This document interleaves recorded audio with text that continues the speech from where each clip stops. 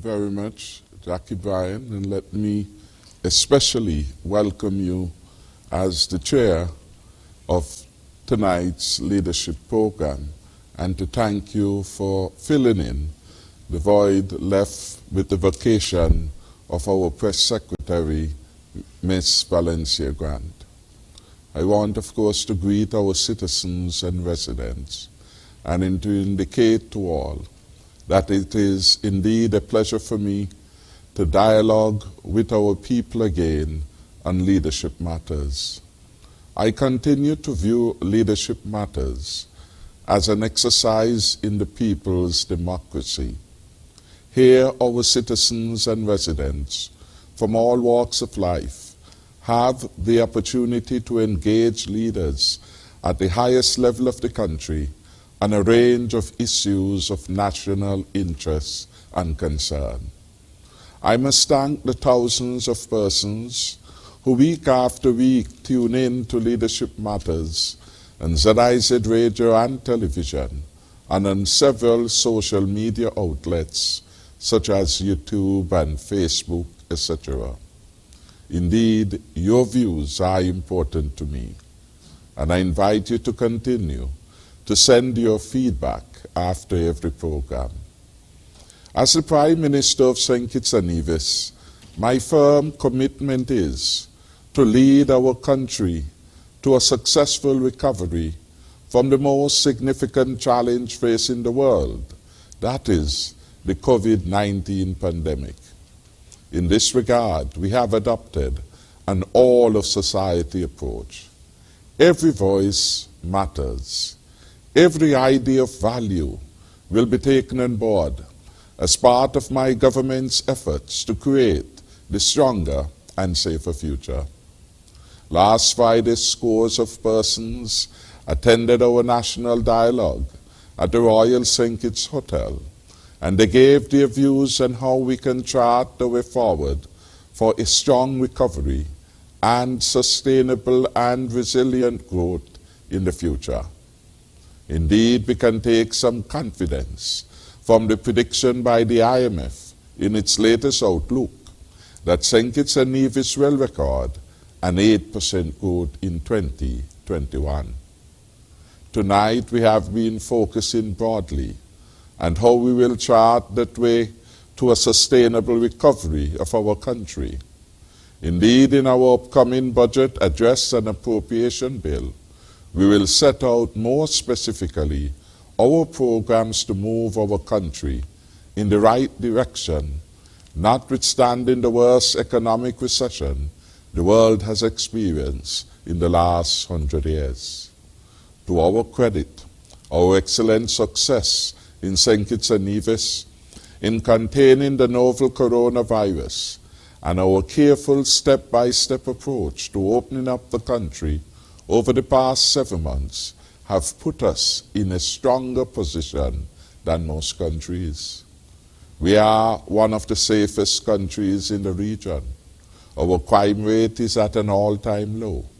We have the lowest number of COVID-19 cases of all sovereign states in the hemisphere, and all these cases have fully recovered.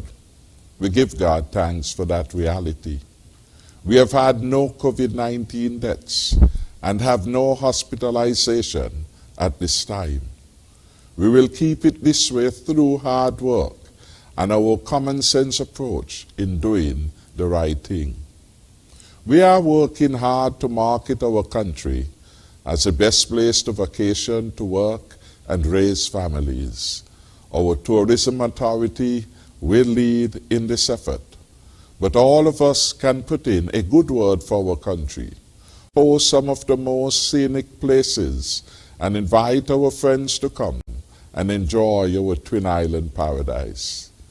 We are working hard to attract new companies to our country, to create more jobs for our people, and our Minister of Trade is presently having discussions with a number of entities on this matter.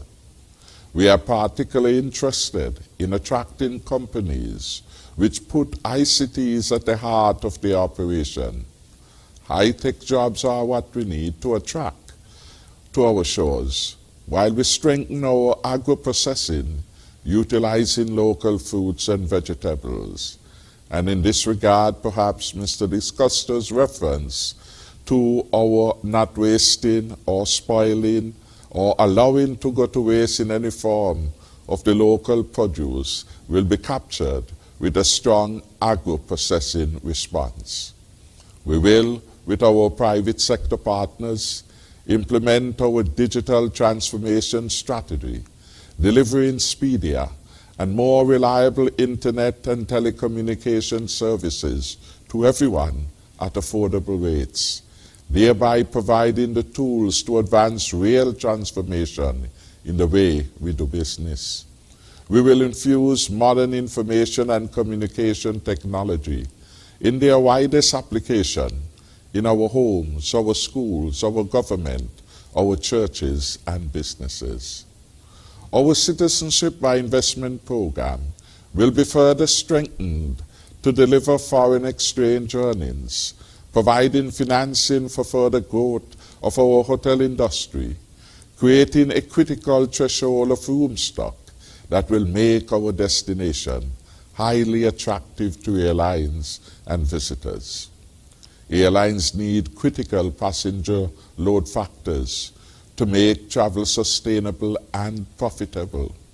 We need to be able to accommodate these visitors on arrival, and our hotel accommodation must be adequate in quantity and quality. Our CBI program success will help us expand our social programs, care for our mothers and fathers, our children, vulnerable members of society, and increase the number of housing solutions, among other things.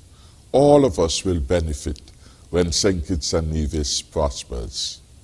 Over the last few years, we have invested in the agricultural sector. Food security is important, and we must work consistently to achieve this. We have already decided to make agriculture a tax-free sector, and we are going to build on this base.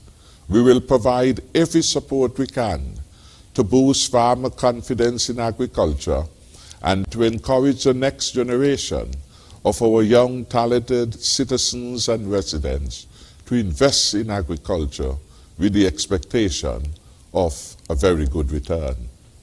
Our aim broadly is to expand agriculture's contribution to GDP over the next 3 years, and we will target fisheries, poultry production, select fruits and vegetables.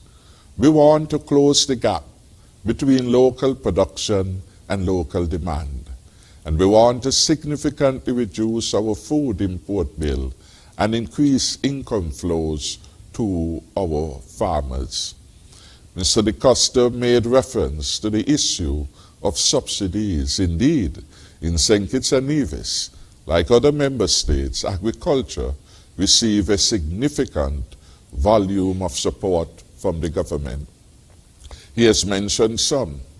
Land preparation services, which are provided free of cost. Fencing wires provided to farmers this year, free of cost. Seeds, seedlings, etc. And leaseholds are available at near peppercorn rent. A critical part of the support which we provide to the farming community is technical assistance via our extension officers. I agree with Mr. DeCosta that the farmers need to see them on a regular basis so that they can bring their experience, their talent, their skill set to join with the local knowledge of the farmers and to enhance food production within our country. Matters of quality control are important to all of us as producers and consumers. And in our new build-out of the Bayford's farm, specific attention will be paid to this particular area. Bayford's, in the first instance, will be targeting specific support to the livestock sector.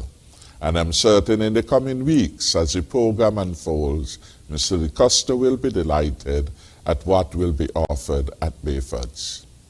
Tonight, indeed, it is a pleasure to have joining me on Leadership Matters Mrs. Giselle Machus, President of the Chamber of Industry and Commerce. Since her accession as the President of the Chamber, we have had several productive meetings with the Chamber on a range of issues, and we will continue working together for the national good. Perhaps the callers tonight can let the President of the Chamber of Industry and Commerce know some of the things which they expect from businesses. On my leadership programs, they have spoken about affordable price of goods and services. I hope tonight they'll be brave enough to speak to the Chamber President and those matters and other matters of concerns. Our farmers and fisherfolk have an important work to do. And I'm delighted that tonight we have one of our farmers, Mr. Terence de Costa, who has spoken very well regarding the sector and the role it should play in securing the stronger and safer future for all. Mr. Abdia Samuel needs no special introduction. He has been providing outstanding support to the government and people of St Kitts and Nevis as head of the National Task Force on COVID-19. I again welcome him and thank Mr. Samuel and his team for their yeoman service to our country. Since our last Leadership Matters, there have been some positive developments which I want to share with the public tonight. And I note that Mr. Samuel and the Chamber President would have made reference to some of them, but they bear repeating. The government, based on representation and consultation with the Chamber, has decided on Monday that we would extend VAT Day, which was originally carded for Friday the 18th December by another day to Saturday, December 19th. I want to repeat for clarity, this year 2020, the government is offering 2 VAT days, on Friday the 18th and on Saturday the 19th December. We hope that the additional day will help to further stimulate economic activity, assist in particular the small businesses with improved sales, and help spread economic activity over those 2 days. Importantly too, we hope by extending the VAT Day offerings to Saturday, we could have less congestions on the Friday and on the Saturday, and behaviors more conducive to the COVID-19 environment.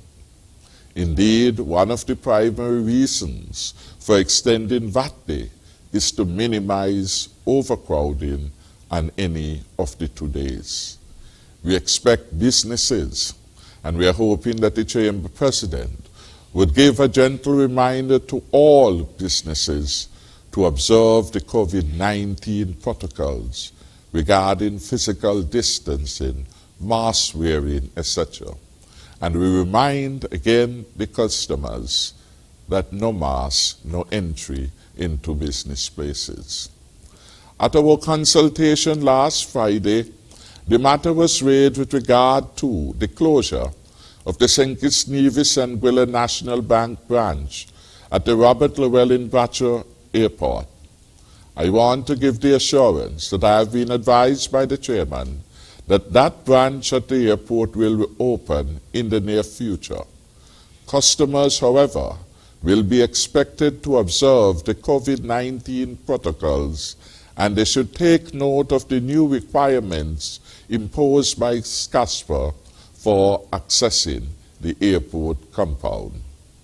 The Sadler's branch of St Kitts and Nevis and Gwilla National Bank will be reopened also to facilitate greater access by the rural community to banking service and to reduce congestion of traffic in the busy commercial areas of Basseterre and to facilitate better compliance with social distancing in the context of COVID-19. I want to commend the representative of the Bus Association who last Friday raised this matter of the unavailability of services being provided by the bank's branches at the RLB International Airport and at Sadler's, and his concern that in the context of the environment in which we now live, those branches could be put to very good uses.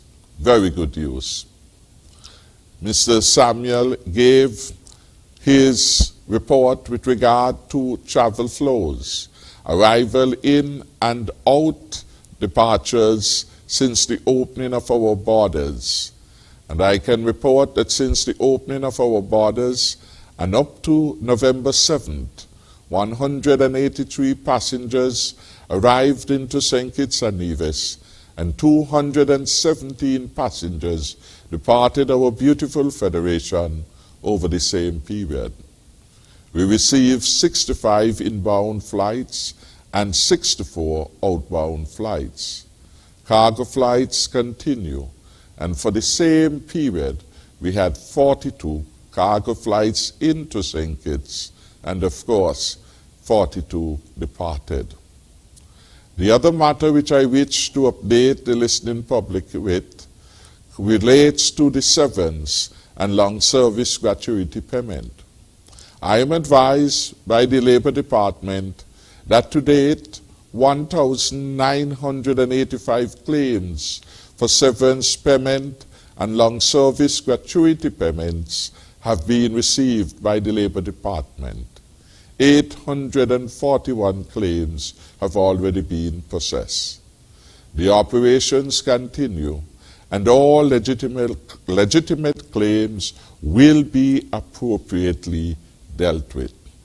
So again, we call for patience as the necessary auditing and other processes are conducted with respect to these claims.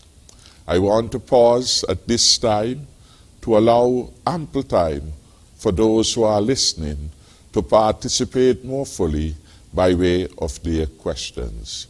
Again, I thank you all for listening, and together we will build St. Kitts and Nevis as the Garden of Eden in the Caribbean.